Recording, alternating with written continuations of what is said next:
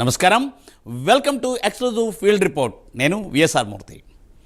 ఇకపై Telugu film chamber నుండి అవార్డులు 21 అంశాలకు ఆంధ్రప్రదేశ్ మంత్రివర్గం ఆమోద ముద్ర. ప్రిజం పబ్ కాల్పుల కేసులో పోలీసుల దూకుడు, సిఎల్పి భేటీలో కీలక నిర్ణయాలు. ఆయా అంశాలపై హైదరాబాద్ నుండి మోహన్, కుమార్, అజీం, నెల్లూరు నుండి నరేష్ ఫీల్డ్ రిపోర్ట్ అందిస్తారు. Welcome to all. Hyderabad CLP భేటీలో కీలక నిర్ణయాలను తీసుకున్నారు. బీసీ, ఎస్సీ వర్గాలకు సంబంధించి 2 సభలు పెట్టాలని నిర్ణయం తీసుకుంది సిఎల్పి. ఈ సభలకు ఏఐసిసి పెద్దలను ఆహ్వానించాలని కూడా నిర్ణయించారు. మరోవైపు సిఎల్పి భేటీకి పార్టీ ఫిరాయించిన ఎమ్మెల్యేలు హాజరు కాలేదు. దీనిపై ఎక్స్క్లూజివ్ ఫీల్డ్ రిపోర్ట్ అజీం అందిస్తారు. అజీం.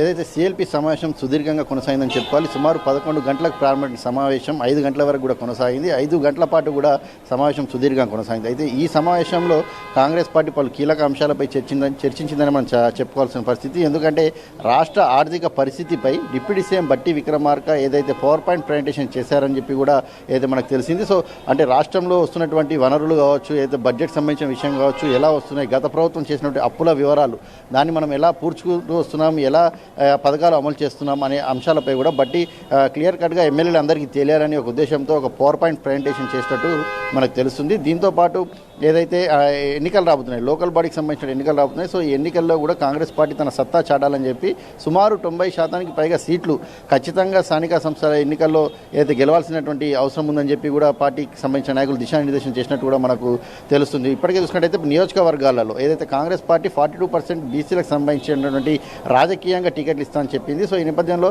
నియోజకవర్గానికి సంబంధించిన ఎమ్మెల్యేనే బాధ్యత వహించాల్సి ఉంటుంది. అక్కడ ఉన్నటువంటి నియోజకవర్గంలో 42% బీసీలకు టికెట్లు కేటాయించే అంశాన్ని కూడా వారే చూసుకోవాల్సి ఉంటుంది. పీసీసీతో ఈ విషయాన్ని చర్చించి చూసుకోవాల్సిన పరిస్థితి అయితే ఉంటుందని కూడా చెప్పుకుంటూ వచ్చారు.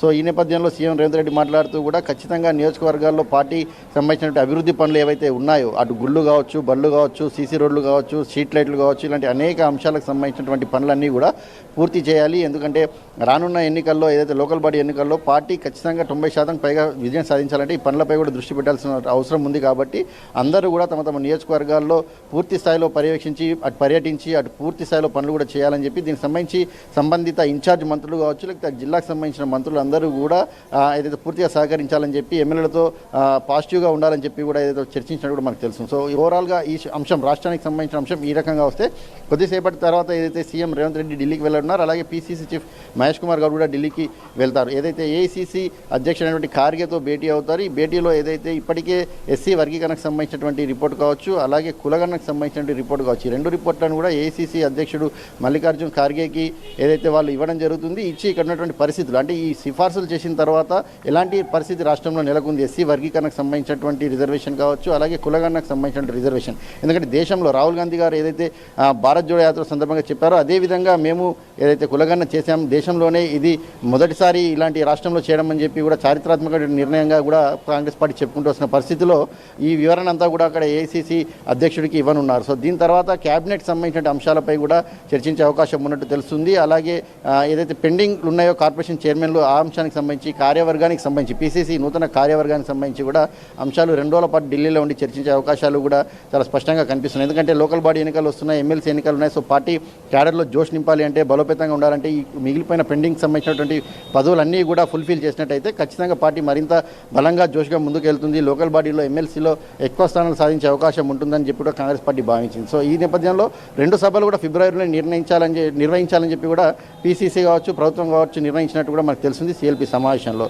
అయితే సూర్యాపేటలో బీసీకి సంబంధించిన సభ ఏర్పాటు చేయాలని చెప్పి కూడా ఇప్పటికే పీసీసీ అధ్యక్షుడు ఒకసారి చిట్చాట్ చేసుకుంటూ కూడా మాట్లాడిన పరిస్థితి మనం చూసాం.